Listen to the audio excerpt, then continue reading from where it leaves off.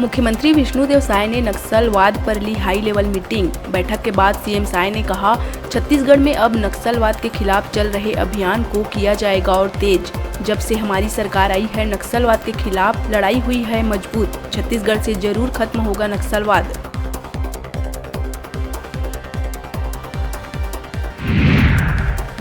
पूर्व मुख्यमंत्री भूपेश बघेल दिल्ली, पश्चिम बंगाल और बिहार का दौरा कर लौट आए रायपुर। कांग्रेस पार्टी के पूर्व राष्ट्रीय अध्यक्ष राहुल गांधी की न्याय यात्रा से लौटे बघेल ने बीजेपी पर बोला जमकर हमला।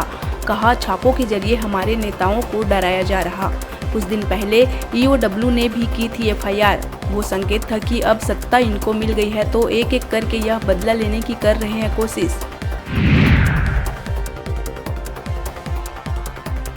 रायपुर में राजस्व पटवारी संघ के प्रतिनिधि मंडल ने वित्त मंत्री ओपी चौधरी और राजस्व मंत्री टंकराम वर्मा से की मुलाकात। इस दौरान वेतन विसंगति, वरिष्ठता के आधार पर पदोन्नति, राजस्व निरीक्षक परीक्षा तथा साधन संसाधन और भूया में आ रही कठिनाइयों के संबंध में ज्ञापन सौंप की चर्चा।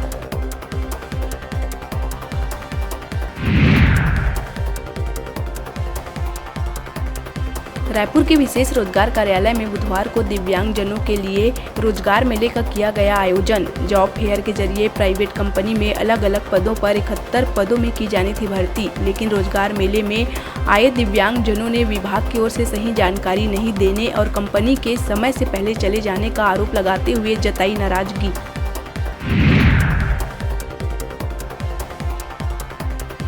गरियाबंद के बिंद्रा नवागढ़ थाना क्षेत्र के दर्रीपारा पोस्ट ऑफिस में खाता धारकों से धोखाधड़ी करने का आया एक बड़ा मामला। पोस्ट मास्टर ने खाता धारकों के जमा राशि लाखों रुपए गबन कर खरीदा बाइक, ट्रैक्टर और थ्रेसर मशीन। पोस्ट मास्टर नरभूराम ध्रुव को पुलिस ने अपराध दर्ज कर भेजा जेल।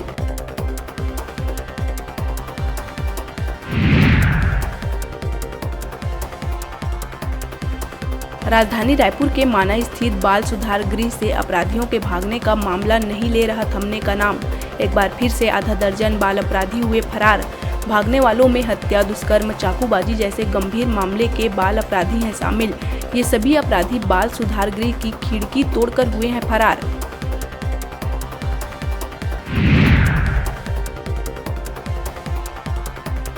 बिलासपुर कलेक्टर अवनीश शरण ने अपने ही ऑफिस का किया औचक निरीक्षण। इस दौरान दर्जन भर कर्मचारी अपने टेबल से मिले गायब। इस पर उन्होंने नदारद कर्मियों को नोटिस जारी कर एक दिन का वेतन काटने के दिए निर्देश।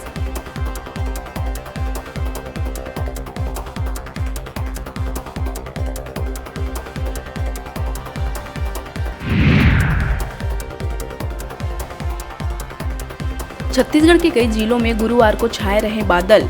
उत्तर भारत में वेस्टर्न डिस्टर्बेंस एक्टिव होने के कारण इसका देखने को मिला असर। वहीं सरगुजा और बस्तर संभाग के कुछ जिलों में हल्की बारिश होने की है संभावना। मौसम विभाग के अनुसार अगले 3 दिनों तक अधिकतम और न्यूनतम तापमान में विशेष बदलाव की नहीं है संभावना।